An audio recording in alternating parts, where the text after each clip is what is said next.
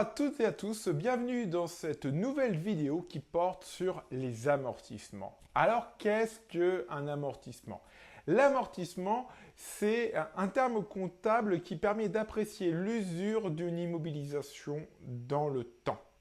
Alors, vous avez la possibilité à droite de voir l'amortissement d'un bien acheté d'une valeur 100 000 euros hors taxe. Alors, j'ai mentionné les immobilisations.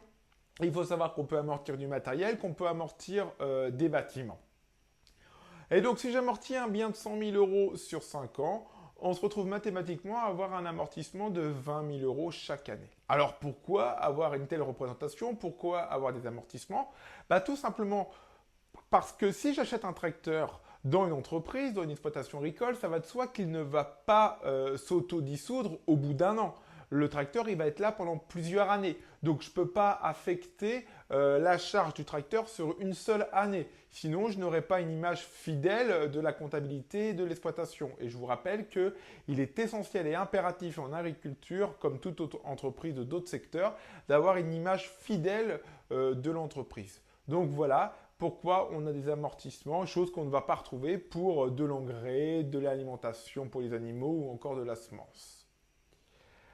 Alors, amortir une immobilisation, alors c'est avant tout amortir, j'ai dit du bâtiment, du matériel, mais attention, tout ne s'amortit pas dans les immobilisations. Le foncier, lui, ne perd pas de valeur et aurait même tendance à prendre de la valeur. Et les parts sociales de coopératives, que ce soit la coopérative pour la vente d'animaux ou pour la vente de céréales ou encore la coopérative d'utilisation de matériel agricole, la CUMA, lorsqu'on met du capital social dans cette entreprise, il faut savoir que cette valeur ne bouge pas avec le temps. Elle n'augmente pas ni diminue. Par conséquent, on n'amortit pas les parts sociales, les différentes participations. Alors, l'amortissement, on va voir que finalement, en agriculture, c'est principalement avec le temps qu'il se calcule, même si dans d'autres secteurs d'activité, notamment dans le secteur des nouvelles technologies, où on pourrait créer des amortissements en fonction de l'obsolescence liée à l'apparition de nouvelles technologies. Alors, l'amortissement, il y a trois méthodes. Il y a le linéaire, il y a le dégressif et il y a aussi par l'unité d'œuvre. Sachant que par l'unité d'œuvre, c'est avant tout dans le tissu industriel qu'on va le retrouver. En agriculture, nous, on a principalement le linéaire et pour le matériel neuf, on a la possibilité, et je dis bien qu'on a la possibilité uniquement pour le matériel neuf, de faire de l'amortissement dit dégressif. Alors pour faire une comparaison entre l'amortissement dégressif et linéaire, vous avez une représentation graphique en bas à droite de l'écran. Je n'ai pas mis de légende, mais je vais commenter les deux fonctions. On a la fonction bleue qui représente l'amortissement linéaire et la fonction rouge qui représente l'amortissement dégressif, où on se rend compte que la première année, on est, comment dire, à 35 000 euros d'amortissement. On a beaucoup plus d'amortissement que si on était en amortissement linéaire. On verra que ça a des intérêts notamment fiscaux, mais ça, on verra ça plus tard dans la vidéo. Avant d'aller plus loin, il faut savoir que les amortissements des immobilisations, que ce soit les bâtiments ou le matériel, ont des durées qui sont prévues. Sachant qu'en réalité, on amortit le bien sur une durée qui est déterminée en fonction de la durée estimée de vie du bien dans l'entreprise. Mais en réalité, ça peut changer parce qu'on sait très bien que ce matériel-là, je vais l'amortir sur 8 ans, mais au bout de 8 ans, je fais le choix de ne pas le renouveler et de le garder. Et donc, même s'il est amorti, à la fin, je peux le garder et l'utiliser, il n'y a pas de souci. J'ai rajouté une ligne en bas qui précise que les animaux reproducteurs peuvent être amortis. Oui, en effet, on a des centres de gestion et des régions qui ne possèdent pas des amortissements d'animaux reproducteurs et d'autres régions et d'autres centres de gestion qui le font. Ça peut avoir son intérêt, notamment en bovin allaitant pour des raisons fiscales que je ne développerai pas dans cette vidéo, mais que vous aurez l'occasion de voir en BTS si vous faites un BTS Axe Agri.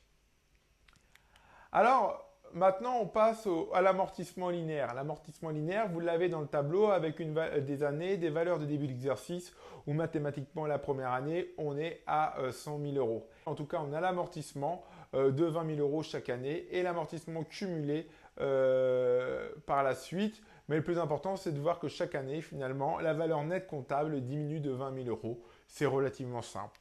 Alors c'est simple, pourquoi? Parce qu'on part du principe que le bien a été acheté le premier jour de l'exercice comptable. Or, en réalité, les agriculteurs n'achètent pas forcément un bien le premier jour de l'exercice comptable. D'autant plus que si l'exercice comptable est sur une année civile, ce qui n'est pas obligatoire mais ça peut l'être, vous allez bien sûr ne pas pouvoir acheter et vous faire livrer les investissements le 1er janvier. Et donc, vous allez avoir un décalage, et ce décalage devrait être pris en compte et ce qu'on appelle le prorata temporis. Le prorata temporis, donc compte tenu qu'on ne peut pas forcément acheter un bien le premier jour de l'exercice, notamment si vous êtes en année civile le 1er janvier, on va acheter un bien qui sera immobilisé à n'importe quelle date de l'année, hors jour férié et dimanche. Ce qui va se passer, c'est que finalement, le prorata temporis, on devra le calculer en fonction des mois ou des jours. Là, je vous ai mis un exercice en bas à droite qui précise une livraison le 1er septembre. Donc, en gros, la première année, si on a un exercice comptable du 1er janvier au 31 décembre, la première année, on devra amortir uniquement 4 mois. Et bien sûr, on rajoutera une 6e année pour amortir les 8 mois restants. Sur un bien qui avait une valeur d'amortissement de 20 000 euros, on se retrouve à avoir 6 666,67 euros la première année et on rajoutera la 6e année 13 333,33 euros. Et donc cet amortissement, finalement, est intéressant, mais il ne faut pas oublier, comme je l'ai dit, le prorata temporis. Et ce prorata temporis, lui, il peut s'appliquer en fonction du nombre de jours, notamment si vous faites livrer le 15 septembre. Alors l'amortissement dégressif en agriculture. L'amortissement dégressif en agriculture, il est là, il est présent essentiellement pour des raisons fiscales. Comme je l'ai dit, il s'applique uniquement sur du matériel neuf. Donc du tracteur, moissonneuse, matériel divers et variés. Pour calculer le taux dégressif, on prend le taux linéaire et on lui applique un coefficient dégressif qui varie en fonction de la durée d'amortissement prévue. On peut se retrouver à 1,25, 1,75 ou 2,25, comme vous pouvez le voir en bas à droite. Alors, prenons l'exemple de l'amortissement dégressif maintenant. On constate que le tableau est un peu différent et que l'amortissement, lui, il est sur 5 ans, mais qu'on a une livraison au mois de janvier. Alors, l'avantage de l'amortissement dégressif, c'est qu'au mois de janvier, même si on se fait livrer le 17 janvier, l'amortissement dégressif commence le 1er janvier, commence le premier jour du mois de livraison, ce qui est beaucoup plus simple pour calculer l'amortissement. Alors, la première année, je prends le taux dégressif, la deuxième pareil, la troisième pareil. Je suis à 35% parce que j'ai un bien qui est amorti sur 5 ans qui correspond à un taux de linéaire multiplié par un coefficient de 1,75. Et donc, on constate en jaune que la quatrième année, on a intérêt à repasser en linéaire parce que le taux linéaire est supérieur au taux dégressif. Et donc, on va prendre le taux linéaire de 50% et la dernière année de 100%.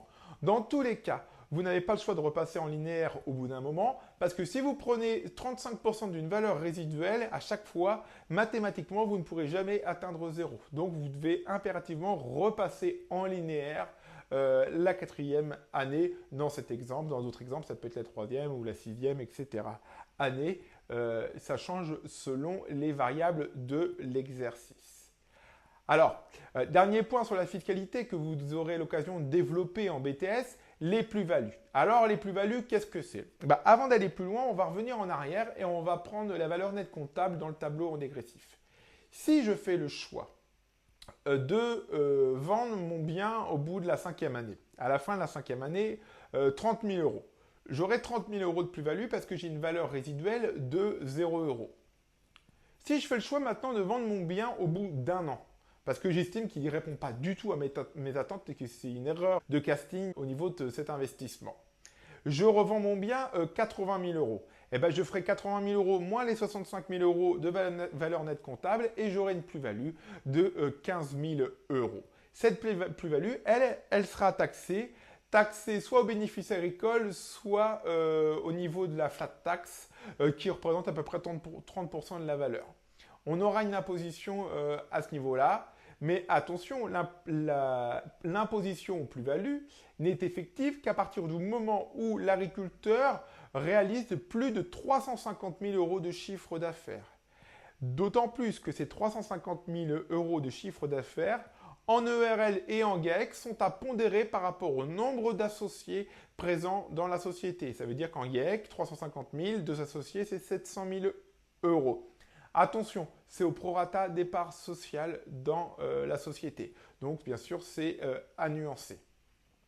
Alors, il y a aussi des conséquences au niveau des plus-values. Si vous êtes jeune agriculteur, vous pouvez, comment dire, avoir des exonérations possibles, mais uniquement si vous avez plus de 5 ans d'activité. Avant 5 ans d'activité, vous pouvez être imposé aux plus-values parce que ce n'était pas prévu dans votre projet d'installation.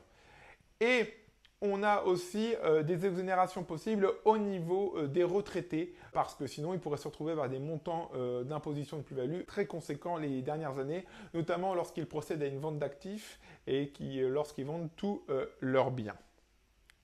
Alors, cette vidéo touche à sa fin.